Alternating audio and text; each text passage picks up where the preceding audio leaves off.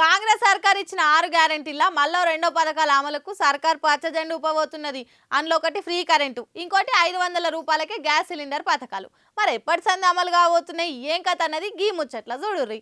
CM Revanth Reddy sir జల్దిగానే జనాల మంచి పేరు సంపాదిస్తున్నాడు. అసాధ్యమన్న వాటిని సుసాధ్యం చేసుకుంటా, విమర్శలను తిప్పికొట్టుకుంటా, వ్యతిరేకించేటోళ్ళు ఏడు ముఖం పెట్టేటట్టు చేసుకుంటా పాలన మంచి నడిపిస్తున్నట్టే కొడుతున్నది. ముఖ్యంగా 6 గ్యారెంటీలు సర్కార్కు గుది వండలైతాయి, ఎట్లా చేస్తారో చూస్తాము అని ప్రతిపక్షాలు కాసుకొని కూర్చున్నాయి. కానీ సీఎం రేవంత్ రెడ్డి సారు ఆయన మార్కు రూలింగ్ తోటి రువ్వట్ల ముందుకు పోతున్నాడు. వైఎస్ఆర్ లెక్కనే పార్టీల పాలనల ఆయనదైన ముద్రేసేందుకు ముందుకు పోతున్నట్టే అనిపిస్తున్నది. ఇక ఇప్పుడు 6 గ్యారెంటీలలో ఇంకో 2 పథకాల అమలు మీద సీఎం సార్ శ్రద్ధ పెట్టిండు. 100 రోజులైంది ఏమాయ అని ప్రతిపక్షం ఎక్కిరేక ముందే వాటిని అమలు చేసేందుకు రూట్ క్లియర్ చేస్తున్నాడు. ఈ నెల 27 లేకుంటే 29 నాడు 2 పథకాలు సురు చేయాలని సీఎం సార్ ఆఫీసర్లకు ఆర్డర్ చేసిండు. ఇక వాళ్ళంతా ఏర్పాట్లలో బిజీగా ఉన్నారు. ఇప్పటికే సర్కార్ చెప్పిన 6 గ్యారెంటీలల్లా మహిళలకు ఉచిత బస్సు ప్రయాణము, ఆరోగ్యశ్రీ పరిమితి 10 లక్షలకు పెంపు, ఈ పథకాలు ఇప్పటికే అమల్లోకి వచ్చినాయి. ఇప్పుడు మళ్ళీ 2 గ్యారెంటీలుగా గృహజ్యోతి 500కే గ్యాస్ సిలిండర్ పథకాలు రాబోతున్నాయి. గ్యాస్ సిలిండర్ మీద గవర్నమెంట్ ఇచ్చే సబ్సిడీని నేరుగా లబ్ధిదారుల ఖాతాలకు బదిలీ చేయాలన్నా లేకుంటే ఏజెన్సీలకు కట్టాలన్నా, ఈ ముచ్చట మీద మాట్లాడుకొచ్చిన కేబినెట్ సబ్ కమిటీ మరి ఏమేం తిప్పలు ఉన్నాయి, ఎట్లా ఈ పథకాన్ని నడిపేయాలని సివిల్ సప్లై ఆర్థిక శాఖ ఆఫీసర్లను అడిగి తెలుసుకున్నారు. ఈ ఆఖరుకు లబ్ధిదారులు 500 ఇస్తే సిలిండర్ ఇచ్చేటట్టు చూడాలని సూచన చేసి సిలిండర్ పంపిణీ చేసే ఏజెన్సీలతో చర్చలు జరపాలని, ప్రభుత్వం ఇచ్చే సబ్సిడీ నిధులను ఎంబటెంబట ఇచ్చేటట్టు ఏర్పాటు చేయాలని సీఎం సార్ ఆర్డర్ చేసిండు.